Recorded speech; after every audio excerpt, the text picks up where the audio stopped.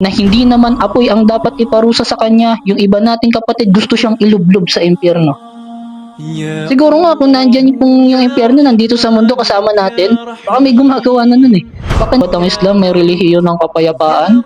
Proud nga tayo, di ba? Pag tinatanong tayo ng mga non-Muslim, ano yung relihiyon nyo? Proud tayo, sumasagot eh. Ang Islam ay relihiyon ng kapayapaan. Oh, di ba? So, hamon, di ba? Hamunin natin yung sarili natin. Bakit di tayo mauna mag-message sa kapatid natin? Yung hindi natin nakakasundo para ayusin lang yung bagay na yun. يا غفار يا قهار إن الحمد لله نحمده ونستعينه ونستغفره ونعوذ بالله من شرور أنفسنا وسيئات أعمالنا من يهده الله فلا مضل له ومن يضلل فلا هادي له وأشهد أن لا إله إلا الله وحده لا شريك له وأشهد أن محمدا عبده ورسوله. Ang lahat ng papuri at pasasalamat ay para lamang kay Allah subhanahu wa ta'ala, ang Panginoon ng lahat ng nilalang. Ako'y sumasaksi na walang Diyos na dapat sambahin maliban si Allah, at ako'y sumasaksi na si Propeta Muhammad sallallahu alaihi wasallam ay kanyang huling propeta at kanyang huling sugo. Mga kapatid, alhamdulillah at muli tayong pinahintulutan ng dakilang tagapaglikha na tayo ay muling magsama-sama o magtipon sa isang napakaliit na pag-aaral. Pero alhamdulillah kahit pa paano tayo ay nakakakuha ng biyaya at reward kay Allah subhanahu wa ta'ala sa kabila ng pagtitiis natin sa pag-aaral na idinadaos natin sa gabing ito, no? At jazakallahu khairan sa mga bumubuo ng pag-aaral na ito, sa admin, sa ating mga kapatid na nagpapanatili ng katiwasayan ng GC na ito, at biyayaan pagpalain naman sila ni Allah at nang sa ganun maging kapaki-pakinabang ang ating mga pag-aaral. Okay? So pagpasensyahan nyo na, parang medyo mahina yata yung signal ko ngayon, yung internet ko. Pero dito lang ako, ilalagay ko lang yung phone dito sa chat, sa GC, para mabasa ko kagad kung may concern kayo, kung hindi nyo ba ako marinig or hindi. Kung hindi nyo ba ako naririnig or choppy or what. Pero inshallah, at ay mapagtagumpayan natin yung gabi na ito. Mga kapatid, sa pananampalatayang Islam, alhamdulillah, at nakaraan tinalakay natin ang pagkakita ng mga tao sa ating dakilang tagapaglikha, na kung saan aalisin yung harang sa pagitan noon, at pagkatapos doon masisilayan ng mga mananahan sa paraiso ang dakilang tagapaglikha na si Allah subhanahu wa ta'ala na labis nilang ikinatuwa. Okay? So, ngayon mga kapatid, ang pag-uusapan natin ngayon ay patungkol sa pakikipagkapatiran. Mahalaga ba ang pakikipagkapatiran sa pananampalatayang Islam? Yes, sapagkat ito ay may mga turo o may mga makikita tayo sa hadith ng Rasulullah sallallahu alaihi wasallam kung papaano papahalagahan ang bagay na ito. Okay? At naway magbunga ang ating mga pagsusumikap, sapagkat bibihira ang ganito na kung saan lahat tayo ay malayo tayo sa isa't isa, pero nagagawa natin maidaos ang pag-aaral na ito. Okay? So mga kapatid, ang pag-uusapan natin ngayon ay ang pakikipagkapatiran. Nasa ganun mas tumibay pa ang ating mga pagmamahalan bilang kapatid o magkakapatid sa pananampalataya, at maiwasan natin ang mga walang kwentang bangayan na hindi na natapos, subhanallah, no? So nangyayari talaga 'yon, no, kung saan naglalabas ng isinisiwalat ng isang tao ang pagkakamali ng isang tao, kung saan silang dalawa ay naglalabas ng kanilang mga pagkakamali or hinanakit. So mga kapatid, naway mahinto ang mga ganitong klaseng gawain, sapagkat nasisira ang pagpapatakbo o ang pag-iral ng pakikipagkapatiran natin sa bawat isa. Okay? So parang alam niyo na siguro kung ano yung pinupunto ko. Okay? Sa hadith ng Rasulullah sallallahu alaihi wasallam ay nagpahayag siya na kung saan patungkol sa pagmamahalan. Nagpahayag ang Rasulullah sallallahu alaihi wasallam patungkol sa pagmamahalan. So ibig sabihin, ang Rasulullah sallallahu alaihi wasallam ay nagtuturo ng pagmamahal sa kapwa. Hindi ba? Hindi ba't ang Rasulullah sallallahu alaihi wasallam ang siyang dapat nating sundan? Ang siyang dapat nating sundan natin ang kanyang yapak, hindi ba? Lalo sa kapatid natin sa pananampalataya dahil ang relihiyong Islam ay relihiyon ng kapayapaan at hindi relihiyon ng bangayan. Agree? Naam, agree, malamang. Di ba? Ang Islam ay relihiyon ng pagmamahalan at hindi relihiyon ng pakikipagmataasan. Agree? Siyempre agree. Di ba? Ay natanggap natin yun. So, bilang isang mananampalataya, isang Muslim na tumatalima kay Allah subhanahu wa ta'ala, hindi ba't gusto natin ang paraiso ni Allah? Lahat tayo nagsusumikap dito sa mundo. Ginagampanan natin ang mga obligadong sala. Ginagampanan natin yung mga mabubuting gawa na batay sa Quran at Sunnah, ang mga kautusan ni Allah subhanahu wa ta'ala at pamamaraan ng Rasulullah sallallahu alaihi wasallam. Umiiwas tayo sa mga taong iniiwasan natin yung mga tayo makagawa ng mga bid'ah, di ba? Na kung saan sasalungat sa paniniwala natin. Iniiwasan natin yun. Sa anong dahilan bakit natin iniiwasan yun? Siyempre para makamit yung gantimpala sa kabilang buhay. Alin yung paraiso ni Allah? Lahat naman tayo, di ba, gusto natin yung paraiso ni Allah, kaya tayo nagsusumikap. Kaya tayo gumigising ng Fajr, kaya tayo gumigising ng napakaaga para makamit natin yung paraiso ni Allah subhanahu wa ta'ala o yung gantimpala pagdating sa kabilang buhay. Lahat tayo dito gumagawa ng mabuti. Sinisikap natin na maging mabuting Muslim ngayon kumpara kahapon. Para saan? Para sa paraiso ni Allah. Dahil gusto nga natin yung paraiso ni Allah subhanahu wa ta'ala, hindi ba? Pero paano natin makakamit yun? Paano natin makukuha yun? Sinabi sa Quran ni Allah subhanahu wa ta'ala sa chapter 39 verse 73, at yaong mga tumutupad sa kanilang tungkulin sa Panginoon ay aakayin sa paraiso ng pangkat-pangkat. Kapag ito'y kanilang narating, ang mga pintuan nito ay bubuksan at ang mga bantay nito ay magsasabi ng assalamu alaikum, sumainyo ang kapayapaan. Naging mabuti sa iyong gawa kung kaya't pumasok ka upang mamalagi rito. Anong sasabihin ng bantay? Magbibigay ng pagbati ng salam kapag ka pumasok na sa paraiso. Kapag ka binuksan yung pintuan ng paraiso, may sasalubong. May magbibigay ng pagbati. Ano yun? Assalamu alaikum, sumainyo ang kapayapaan. Oh. So, hindi ba't lahat tayo ito ang pinagsusumikapan natin? Bawat Muslim, ito ang goal. Alin ang Jannah? Ang paraiso ni Allah subhanahu wa ta'ala. Diba? So, hindi ba't napakagandang pagsalubong yon na kung saan sa pamamagitan ng pagtitiis natin dito sa mundo, sa dunya, tayo ay papasok na sa paraiso na kung saan na ang mga paghihirap natin ay mawawala. Tapos na yung mga paghihirap. Mamamalagi kayo dito, sumayin niyo ang kapayapaan, sasabihin ng bantay. Pero bago yun, madami pa tayong pagdadaanan, mga kapatid. Marami pa tayong pagdadaanan na pagsubok dito sa dunya. Sa panahon natin ngayon, mga kapatid, sa iba ang nakikita natin. Tama? Gusto natin makapasok sa paraiso, pero gigil tayo sa kapatid natin. Diba? May mga kapatid tayo na nagkamali lang ng kapiranggot na pagkakamali na hindi naman apoy ang dapat iparusa sa kanya. Yung iba nating kapatid gusto siyang ilublob sa impyerno. Siguro nga kung nandyan yung impyerno nandito sa mundo kasama natin, baka may gumagawa na nun eh.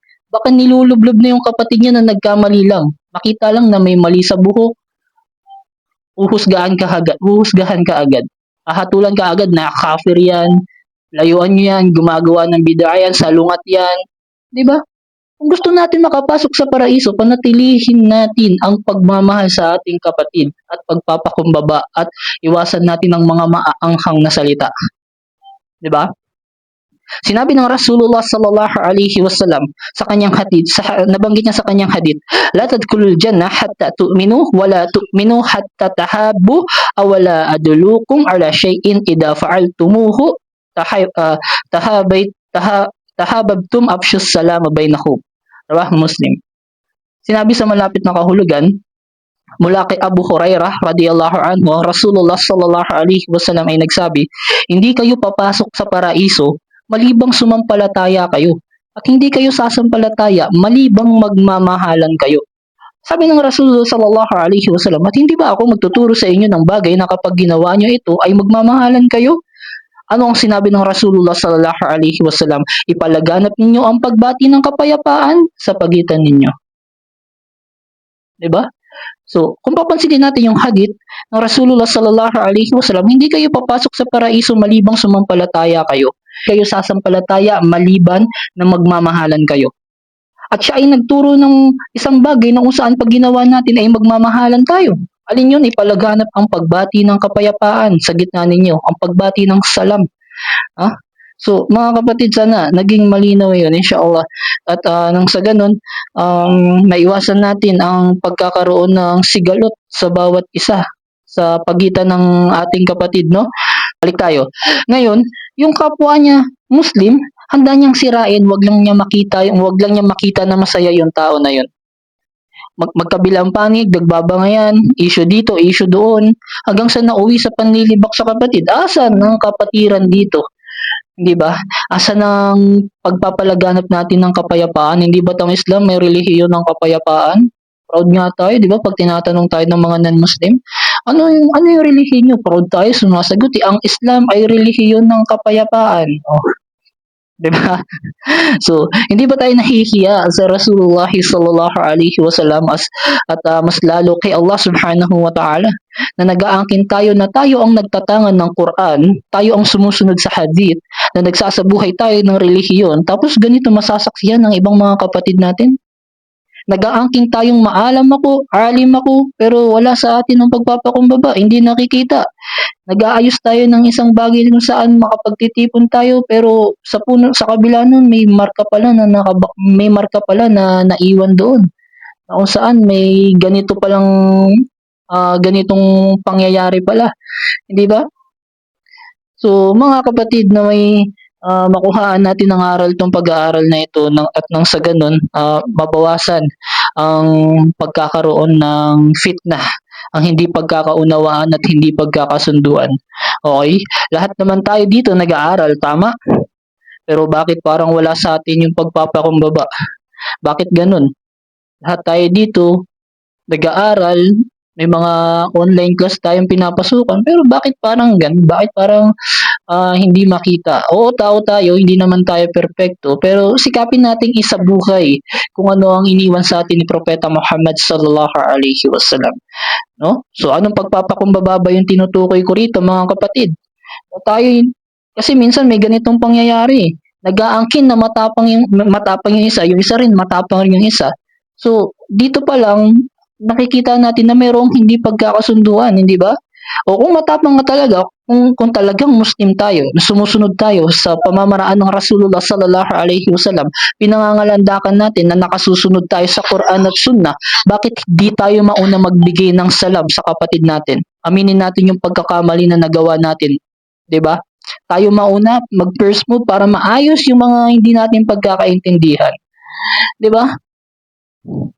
So, lahat naman tayo dito mga Muslim, hindi ba? Lahat tayo rito ay naniniwala sa Quran at Sunnah. Lahat naman tayo dito alam ang definition ng Islam. Ang Islam ay relihiyon ng kapayapaan, hindi ba? O bakit hindi tayo mauna? O, hamon, hindi ba? Hamunin natin yung sarili natin. Bakit di tayo mauna mag-message sa kapatid natin? Yung hindi natin nakakasundo para ayusin lang yung bagay na yun. 'Di ba? So, paano mabubuhay ang kapatiran, 'di ba? Imbis na bangayan ang nakikita natin dito, naghahamunan. Pero mga kapatid, patawarin naman tayo ni Allah subhanahu wa ta'ala at biyayaan niya tayo ng mahabang pagpapasensya. At naway pilitin natin na maalis kung ano man yung hinanakit na meron tayo sa ating kapatid, sapagkat hindi yan nagdudulot ng kapanatagan sa ating bawat isa, sa bawat sarili natin, 'di ba?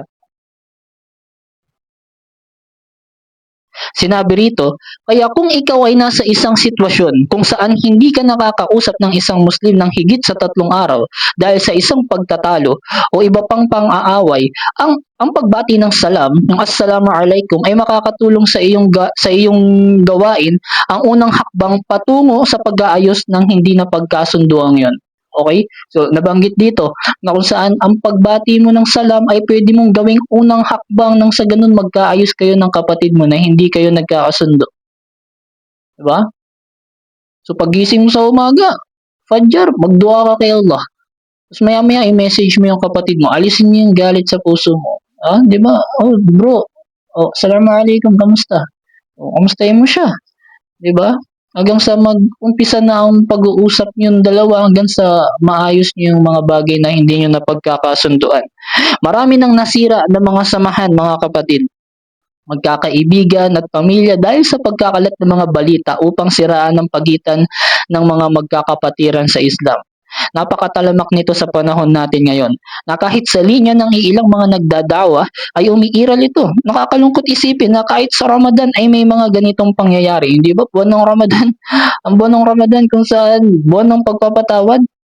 So, noon kapag narinig ng Rasulullah sallallahu alaihi wasallam na may naghahatid sa kanya ng balita hinggil sa iilang kasamahan niya, patungkol sa iilan nito, kaagad niyang sinisita ang tagahatid ng balita na ito at kanyang sinasabi na hindi marapat na isa man sa aking mga kasamahan na magkalat ng balita hinggil sa kanino man, sapagkat nais kong lumabas sa inyo na ako ay may dalisay na puso.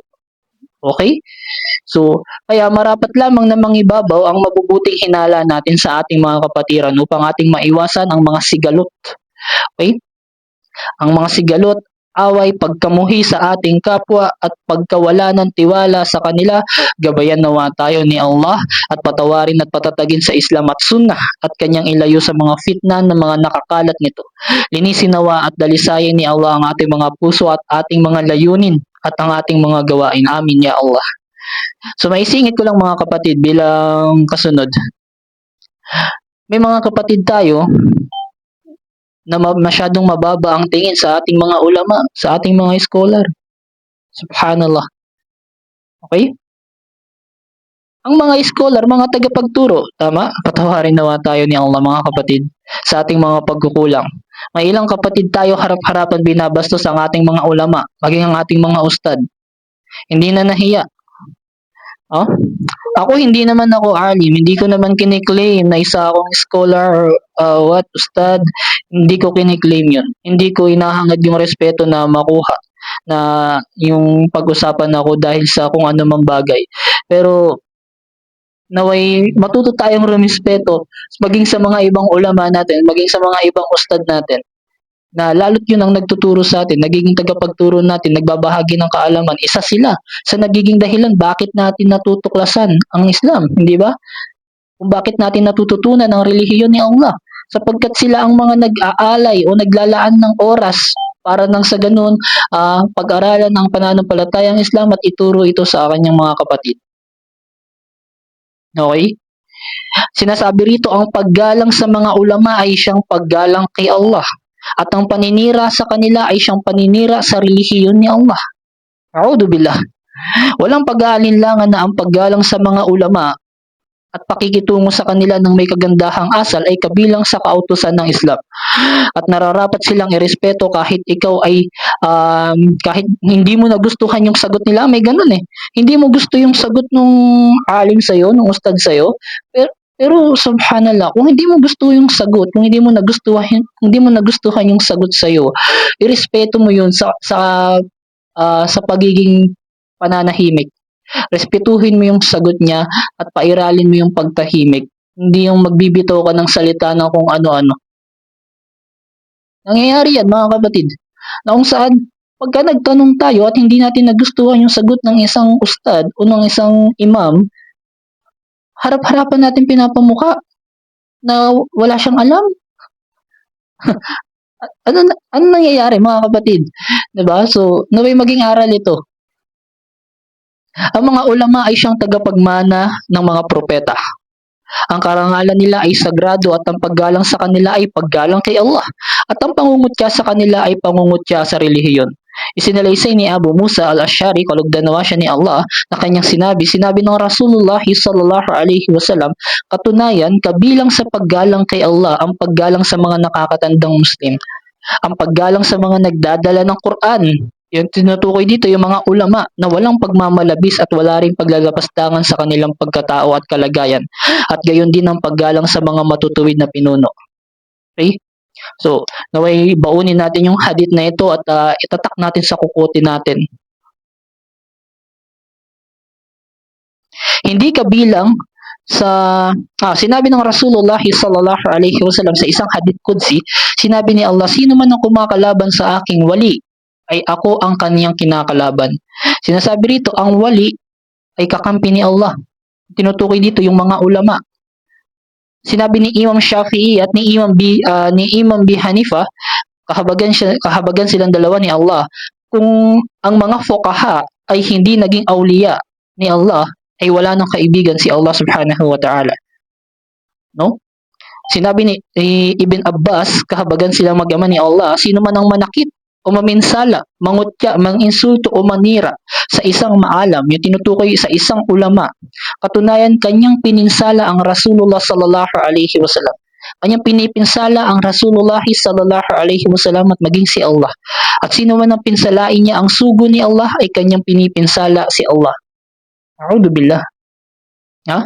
Ang paninirang puri sa mga ulama ay hukay sa impyerno. Sinabi ng mga ulama, ang paninirang puri sa mga scholar ay isang hukay mula sa hukay ng impyerno. So, paalala sa mga kapatid na mahilig mangutya, mga walang paggalang sa mga ulama na magsagawa ng tauba, pinapayuhan na magsagawa tayo ng tauba bago pa tayo abutan ng kamatayan upang hindi tayo malagay sa panganib sa huling araw.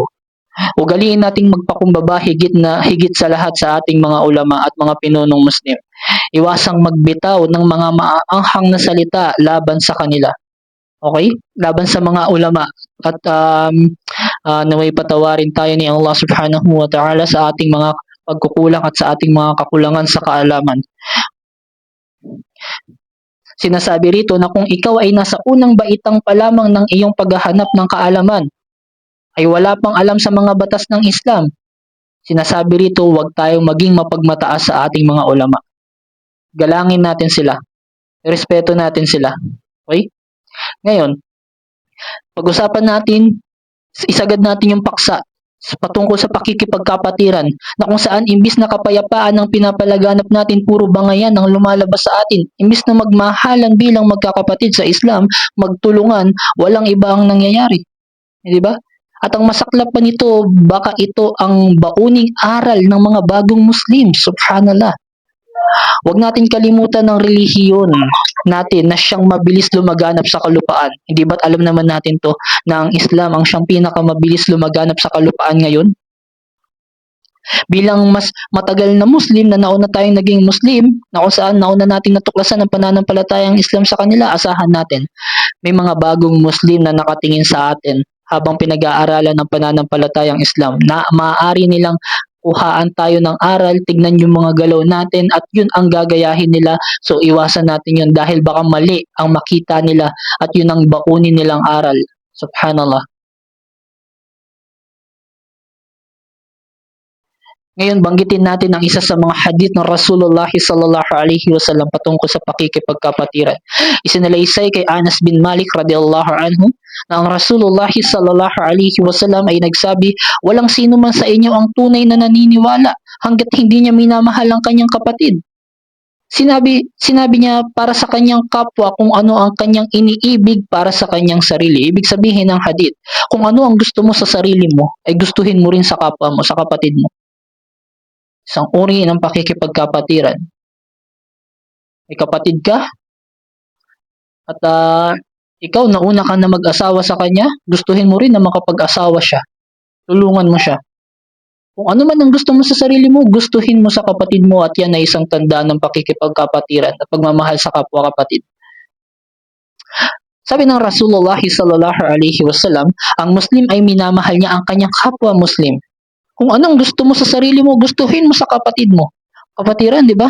Maging sa araw ng paghuhukom, may kapatiran doon. Hahanapin natin kay Allah yung mga nakakasama natin dito sa mundo. Kasama natin nagsasala, kasama natin nag-aayuno, kasama sa kabutihan. O ano inaantay natin? Ba't di natin yayain yung mga kabangayan natin na mag-ayos tayo? Di ba? Magmahalan tayo para kay Allah. Ibaba natin yung pride natin, alang-alang kay Allah. Hindi yung naghahanapan tayo ng butas. Di ba? So, nangyayari to mga kapatid na kung saan kabilang magkabila ang panig ay nagbabangayan, nagbabatuan ng maanghang na salita nang sa ganun nawawala ang uri ng pakikipagkapatiran. Sabi ng Rasulullah sallallahu alaihi wasallam, mahalin natin yung kapwa natin Muslim. Wag tayong makipagbangayan. Hindi pakikipagbangayan ang tinuro ng Rasulullah sallallahu alaihi wasallam sa bawat isa sa atin. Tinuturuan niya tayo na mahalin natin yung kapwa natin Muslim. Ika nga, 'di ba? Gustuhin mo sa kapatid mo yung gusto mo sa sarili mo bilang tanda ng pagmamahal mo sa kanya. 'Di ba? Nagkamali siya, may nagawa siyang mali. O, ipagpaumanhin mo, unawain natin, 'di ba? Ang pagsasalita ng maganda sa taong nagbigay sa iyo ng maanghang na salita, sa yun uri ng pagpapakumbaba. Yun ay uri ng sabar. Na kung saan imbis na sumabay ka sa apoy na sinisiklaban niya, hindi ka tumutulong na silaban yung apoy na yun. Itutukoy ko yung galit na yun. Kung binato ka ng maanghang na salita, hayaan mo, huwag mong patulan. Bilang pagpapakumbaba, hindi ba? So, yun ay tanda rin ng pagmamahal mo sa kanya dahil ayaw mo na mag-away kayong dalawa, na magkaroon kayo ng hindi pagkakasunduan, 'di ba? So, may makuha natin ng aral ito mga kapatid. Isa sa mga hadith ng Rasulullah sallallahu alaihi wasallam. Ito yung patungkol na naman sa bawat isa sa atin. Inulat ni Anas bin Malik radiyallahu anhu, sumakanya nawa ang kapayapaan, na nagsabi, huwag mapuot sa isa't isa. Huwag inggitan ang isa't isa, huwag iwanan ng isa't isa at maging mga alipin ni Allah bilang magkakapatid. Hindi pinapayagan para sa isang Muslim na manatiling hiwalay sa kanyang kapatid ng higit sa 3 araw. Okay? So, may natutunan natin ito. Sa hadith na ito, napapaloob kung ano ang dapat gawin ng isang kapatid na Muslim upang bigyan ng pagmamahal at pangangalaga ang kanyang kapatid na Muslim.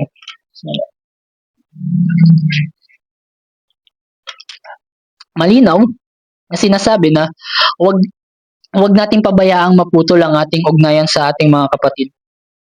Magtatag ng isang mabuting kapatiran at pagmamahalan sa isa't isa.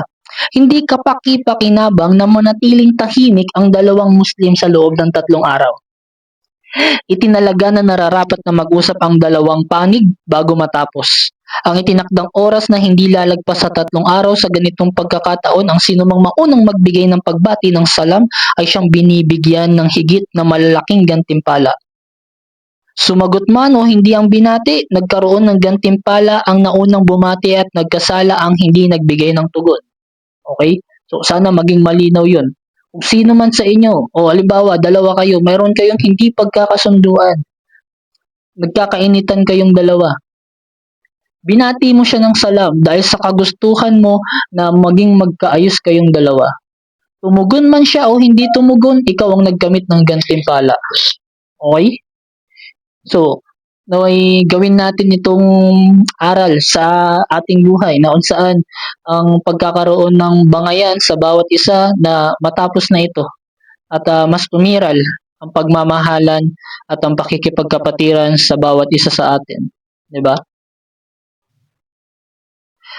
Sinasabi rito, panatilihin natin ang mabuting relasyon sa ating mga kapatid na mananampalataya, kapatid natin na Muslim. Ang isang matamis na ngiti o mag-alok ng tubig sa iyong kapatid ay may ituturing na isang malaking pakinabang at gantimpala para sa iyo. Sa isang hadith ng Rasulullah sallallahu alaihi wasallam, lahat ng mabuting gawa ay isang kawang gawa. At katotohanan, ang kawang gawa ay ang pakikipagtipan sa iyong kapatid na may matamis na ngiti at pagpupuno ng tubig sa kanyang baso. Napakaraming paraan para maging maayos tayo sa mga kapatid natin. Sa totoo lang nagturo ang Rasulullah sallallahu alaihi wasallam, yung pagbati natin ng salam, pwede yung maging hakbang para magkaayos kayong dalawa, di ba? Mauna ka bumati, batiin mo yung kapatid mo na alam mong bad trip sa'yo. Bro, assalamualaikum. Kung ano man yung nagawa ko nung nakaraan, kung ano man yung nasabi ko, ipagpaumanhin mo. Oh, hindi naman malaking kawalan yun. Hindi naman nakakabawas sa pagkatao yun. At in fact, mas ikaw pa nga yung mas nakikita sa iyo ang pagpapakumbaba kung ikaw ang unang gagawa nun, di ba? Ikaw ang unang bumati. Ikaw yung unang nagbaba ng pride. Ikaw ang unang inalis mo yung galit mo dahil sa kagustuhan mo na masunod ang sunnah ng Rasulullah sallallahu alaihi wasallam, na ang Rasulullah sallallahu alaihi wasallam ay nagtuturo ng pagmamahal sa kapwa at sinunod mo yun, inalis mo yung hinanakit mo sa kapatid mo, binati mo siya, kinausap mo siya, maging maayos kayo, humingi ka ng tawad kung ano man yung nasabi mo sa kanya, tiyak na ikaw ang nagkaroon ng gantimpala. Tumugon man siya o hindi tumugon, walang problema. At least ginawa mo yung bagay na yun. Ikaw ang nauna, ginawa mo yung karapatan mo bilang isang mananampalataya. Okay? So, Hinihikayat ng Rasulullah sallallahu alaihi wasallam ang lahat ng Muslim ay dapat magpalitan ng mga regalo upang ang pagmamahalan ay yumabong at anumang pagkamuhi ay mapawi. Rawahul Bukhari wa Muslim. O, nakita nyo? Napakaraming hakbang, di ba? Para maging maayos ang bawat isa. Kung ibababa lang talaga natin, no? Kung ibababa lang talaga natin, mga kapatid, napakadali gawin. Kung saan hindi na natin iniisip yung anumang nangyari sa nakaraan, tapusin na yon, magpatawaran sa bawat isa. 'Di ba? Bigyan mo ng regalo yung kapatid mo, bigyan mo ng hadiah. O kung sister, parehas kayong babae, o may hindi kayo pagkakaunawaan, bigyan mo ng hijab, bigyan mo ng abaya, 'di ba? Sa ganun, mapawi yung anumang pagkamuhi. At ang pagbibigay ng regalo sa kapatid ay simbolo ng pagmamahal. Ang sa ganun, hindi na lumaganap pa o lumaki ang anumang hindi nyo pagkakasunduan. Okay? So, patawarin naman tayo ni Allah subhanahu wa ta'ala sa ating mga pagkukulang at magbaunin nating aral ito. Na kung saan, kung ano man itong natutunan natin ngayon, baunin natin. Kaya sabi ko mga kapatid, hindi kabawasan sa pagkatao natin kung tayo ang unang magsasalita sa tao para makipag-ayos sa kanya. Batiin mo ng salam yung kapatid mo. Assalamualaikum. O, hindi ba ang pagbati ng salam ay nagbibigay na nakakakuha ng gantimpala, tama? At kapag bumati ka ng salam, hindi nangangahulugan na gusto mong pinsalain yung kapatid mo. Kapag ka nagbigay ka ng pagbati ng salam, ibig sabihin pinapanalangin mo siya kay Allah ng katiwasayan at pagkakaroon ng protekta mula kay Allah subhanahu wa ta'ala. Diba? Sumayaw ang kapayapaan. Hindi naman sumayaw ang paghihirap, sumayaw ang kapayapaan. Mga kapatid, magkakapatid tayo sa pananampalatayang Islam at naway maalis sa kokote natin yung mga hindi natin pagkakaunawaan. Alisin natin sa puso natin yung galit at hinanakit. Kung alam natin sa sarili natin, yung kapatid natin na yun, mataas ang tingin sa sarili at mayroon kayong hindi pagkakaunawaan, kausapin mo. Batiin mo. Mag-usap kayong dalawa ng maayos at wag natin ugaliin na tayo ay nagbibitaw ng masasakit na salita sa bawat isa. Okay? Sa isang hadith ng Rasulullah sallallahu alaihi wasallam, mag-ingat kayo sa pag-aakala sapagkat tunay na ang pag-aakala ay pinakasinungaling na pangungusap. Alam niyo mga kapatid, minsan may mga nadadamay na ibang tao dahil sa isang bangayan lamang. Totoo. Halimbawa, may isang tao, nadadamay siya dahil sa isang bangayan. Na kung saan, dahil sa sa maling pag-aakala. Ang maling pag-aakala ay pinakasinungaling na salita. Halimbawa na lamang, dumating ka sa isang masjid at nakausap mo ang isang jama'a doon. Kukwentuhan ka niya patungkol sa isang tao, sa isang jama'a din doon. Kailangan magmukhang masamang tao yung tao na yun. Kailangan talagang grabe yung magiging image ng tao na kinagagalitan niya. Sa kabilang banda, kailangan magalit ka din sa tao na yun. Yun yung pinapahiwatig ng ganong klaseng senaryo eh. 'Di ba? Halimbawa, may dumating na isang kapatid mo, kukwentuhan mo ngayon siya. Bro, alam mo ba si ganito? Ganito yung gawain niyan. Nagsasalangayin, di yan naghuhudo eh. Ang gusto mo, iwasan din niya yung taong kinamumuhian mo. Tama ba yun? Isinisiwalat mo yung mga pagkakamali na ginagawa ng kapatid mo. Sabihin mo ba, bro, alam mo, nagsasalayan, di yan naghuhudo. A'udhu billah. Hindi ba't pagkakamali ng kapatid yun na dapat mo siyang pagtakpan? O imbis na turuan mo nga bro, alam mo ba, ang hudo ay bago tayo magsala, dapat gawin natin yun. Kung di man tayo makapaghudo sa mga malubhang karamdaman, pinahintulutan naman yung tayamum, hindi ba? O, imbis na turuan natin yung tao, kinuwento natin yung pagkakamali niya, di ba? Patawarin naman tayo ni Allah subhanahu wa ta'ala. At nang dahil sa maling pag-aakala, maraming nasisira na samahan patungkol sa usapin na yan. Diba?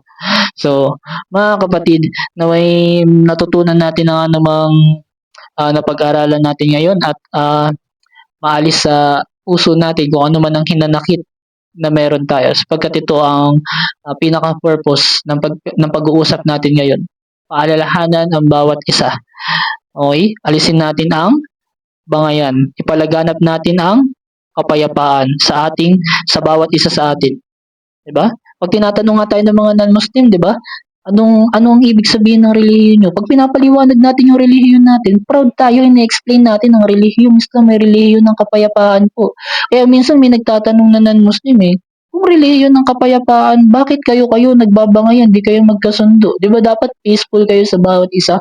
Ibig sabihin, hindi na pa-practice ang Quran at Sunnah, ang Rasulullah sallallahu alaihi wasallam ay nagtuturo ng pagmamahal sa kanyang kapatid. Pero hindi nakikita minsan sa atin. Bakit? Kasi hindi natin napapractice. 'Di ba? So, naway nakuhaan natin ng aral yung mga kapatid. Mga kapatid sa Islam, bilang paalala, una sa aking sarili, ah, ano man, ang hinanakit na meron tayo sa ating mga sarili, sa ating mga kapatid. Oo, nasasaktan tayo, nakakaramdam tayo ng galit, pero wag natin hayaan na manatili yung galit na yun sa puso natin. Naway magbunga ang ating mga pagsusumikap at ang ating pakikipagkapatiran sa pananampalatayang ito. Kung ngayon narinig mo yung pag-aaral na ito, isa ka sa nakadalo sa pag-aaral na ito, itatak natin sa isipan natin ito. At baunin natin nung sa ganun, maiwasan natin ang pagkakaroon ng galit sa isa't isa. Naway mapanatili natin sa atin ang pagbibigay ng kapayapaan sa bawat isa. Okay? Meron akong gustong banggitin patungkol sa isang paksa. Dali lang. Sinasabi rito, sino man ang magtakip sa kasalanan ng kapatid niyang Muslim, ay magtatakpan din siya ni Allah subhanahu wa ta'ala sa mundo at sa kabilang buhay. Okay? Ang hadith na ito ay nasa Sunnah Ibn Majah, hadith 2544, at ito ay itinuturing na sahih ni Sheikh Albani. Ano sabi rito sa hadith ito? Man satar musliman, satarahullahu fid dunya wal akhirah. Sino man ang magtakip ng kasalanan ng kanyang kapatid na Muslim, tatakpan din ni Allah ang kanyang kasalanan sa mundo at maging sa kabilang buhay. Okay? Ano ang makukuha nating, ano ang paliwanag sa hadith na ito? Huwag ipagkalat ang kasalanan ng iba. Ang Islam ay nagtuturo ng hustisya at awa, hindi paninira ng kapwa. Okay? Kapag nalaman natin ang pagkakamali ng iba, hindi natin ito dapat ipamalita o gawing iskandalo, lalo kung pribado itong kasalanan. Okay? Si Allah subhanahu wa ta'ala ang tanging hukom, lahat tayo ay nagkakamali. Ang layunin ng Islam ay itama, hindi hiyain ang isang tao. Kapag pinili nating hindi ipagkalat ang kasalanan ng iba, nagiging mas maawain tayo tulad ng gusto ni Allah subhanahu wa ta'ala. Bakit mahalaga ang nasiha? Ang pagbibigay, ang payo sa mabuting paraan. Ang isang Muslim ay hindi dapat manahimik sa harap ng kasalanan. Tama. Ngunit dapat itong itama sa pribadong pamaraan. Okay, sa pribadong paraan. Sinabi ni Propeta Muhammad sallallahu alaihi wasallam, ang relihiyon ay payo. Okay? Rawahul Muslim. Kung may kakayahan kang magbigay ng payong makakatulong sa isang tao upang mabago upang siya ay magbago, gawin ito ng may awa at kabaitan. Huwag natin ekisan yung muka. Ganito kasi sa panahon ngayon, lalo sa social media, pag nagkamali yung isa nating kapatid, lalagyan niya yun ng X yung muka. I-screenshot niya ngayon yan. Pag screenshot, i-edit niya. Lalagyan niya ng X pagkatapos may caption, huwag tularan. Iwasan niyo tong taong to gumagawa ng salungat sa Quran at Sunnah. Hindi muna natin pinayuhan. Hindi muna natin tinanong kung alam niya yung ginagawa niya na yon, 'di ba? So, naway magbunga ang ating mga pag-aaral ngayon, mga kapatid.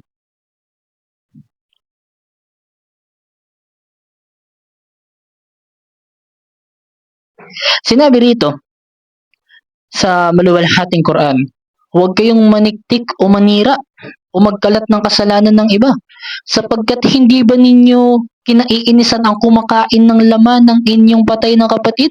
Ito ay kasuklam-suklam kay Allah subhanahu wa ta'ala. Dito inihalin tulad ni Allah subhanahu wa ta'ala ang paninirang puri sa pagkain ng laman ng patay na nagpapakita kung gaano ito kasamang ugali, kung gaano karumal-dumal. Okay? Kinakain mo yung laman ng kapatid mo, a'udhu billah. Ngayon, bilang panghuli, kailan maaaring isiwalat ang kasalanan ng iba? Bagamat ipinagbabawal ang pagsisiwalat ng kasalanan ng iba, may mga pagkakataong pinapayagan ito sa Islam. Kapag ito ay nagdudulot ng pinsala sa iba, halimbawa krimen, panluloko o pang-aabuso, Kapag ang tao ay lantaran at patuloy na gumagawa ng kasamaan ng walang pagsisisi, kapag ito ay para sa legal o Islamikong batas, Sharia, upang makamit ang hustisya. Halimbawa, ang isang Muslim na patuloy na nandaraya, nagnanakaw o nangaapi ng iba ay maaaring isiwalat sa mga may kapangyarihan. Halimbawa, sa imam, hukom o anumang otoridad upang mapigilan ang malaking kasalanan. Okay? Ang makukuha nating aral dito, itama ang kasalanan sa pribadong paraan, huwag ipagkalat. Kung may alam kang kasalanan ng iba, pagpayuhan siya ng maayos at mabuting paraan. Si Allah subhanahu wa ta'ala ay maawain sa mga nagpapatawad at hindi naghahanap ng kasiraan sa iba. Okay? Ngunit kapag ito ay nakakasama sa iba, halimbawa na lamang yung panloloko, krimen, o ano man yan na pang-aapi, maaari itong isiwalat sa tamang otoridad. Ya Allah, bigyan mo po kami ng mabuting asal at ilayo mo po kami sa paninirang puri at takpan mo po ang aming mga pagkakamali, maging dito sa mundo at maging sa kabilang buhay. So, mga kapatid, dito nagtatapos ang ating maiksing pag-aaral, okay?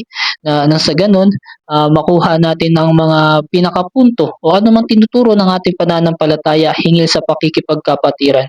Sapagkat masyado na yatang nakakalimutan ng isang Muslim ang patungkol sa pakikipagkapatiran.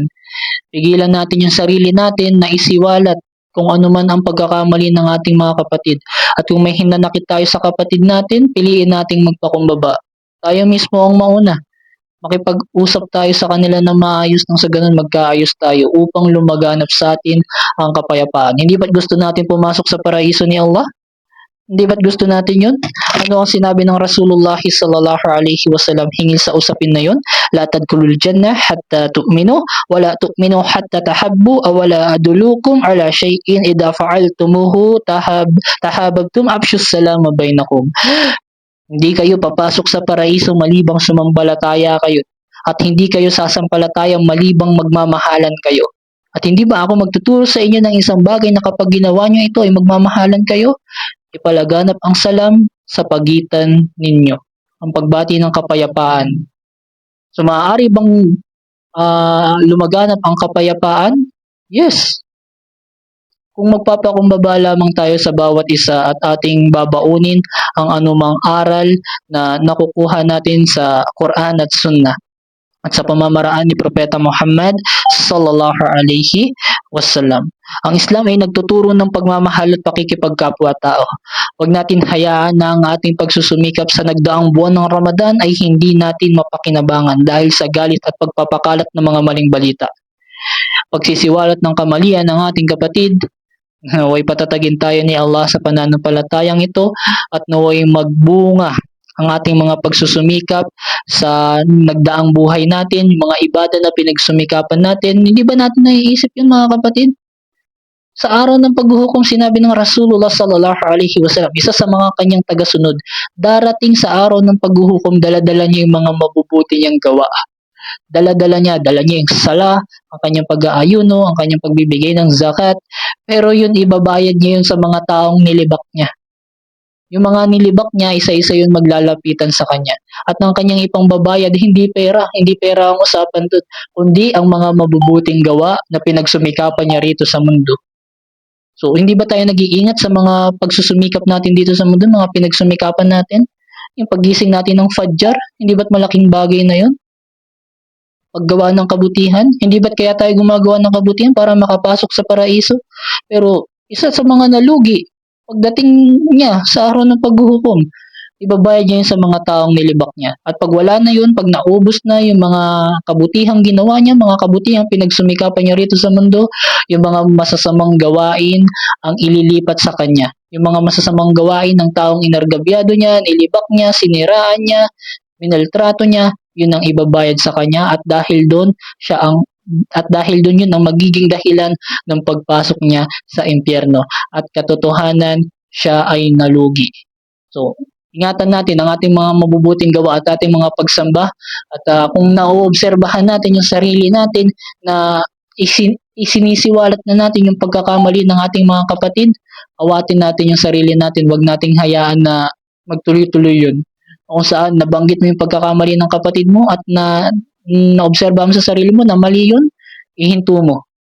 at ihingi mo ng kapatawaran kay Allah yon at wag na nating balikan yung ganong klaseng gawain. Patawarin nawa tayo ni Allah subhanahu wa ta'ala sa ating mga pagkukulang at igawad nawa ni Allah sa atin ang makabubuti sa atin dito sa mundo at maging sa kabilang buhay at ibilang tayo ni Allah sa mga mananahan sa paraiso at iligtas nawa tayo ni Allah sa apoy ng impyerno. Subhanakallahumma wa bihamdik asyhadu an la ilaha illa ant astaghfiruka wa atubu ilaik. Wassallallahu ala nabiyina Muhammadin wa ala alihi wa sahbihi ajma'in. Assalamualaikum warahmatullahi wabarakatuh mga kapatid. At dito nagtatapos ang ating maiksing pag-aaral. Biyayaan, pagpalain nawa kayo ni Allah at tanggapin nawa ni Allah ang ating mga mabubuting gawa. Amin ya Allah.